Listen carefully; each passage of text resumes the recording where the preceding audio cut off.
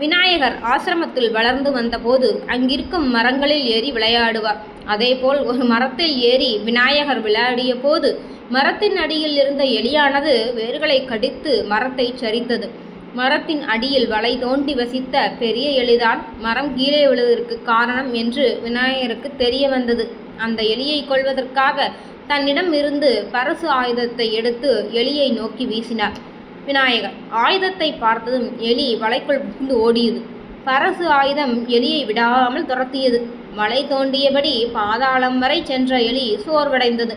அதற்கு மேல் செல்ல முடியாமல் பூமியின் மேல் புறத்தை நோக்கி ஓடி வந்தது.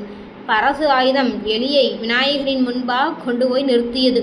விநாயகப் பெருமான் உருவத்தை நேருக்கு நேராக பார்த்ததும் அந்த எலிக்கு தான் கந்தர்வனாக இருந்ததும் சௌபரி முனிவரிடம் சாபம் பெற்றதும் நினைவுக்கு வந்தது.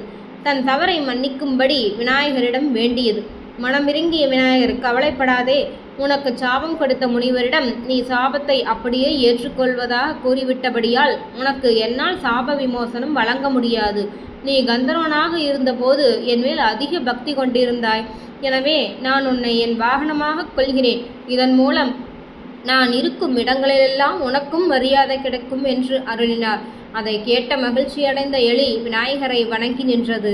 விநாயகப் பெருமானும் மூசிகனை வாகனமாக கொண்டு ஆயுதங்களுடன் சென்று அசுரன் காலநேமியை அழைத்தார். நன்றி.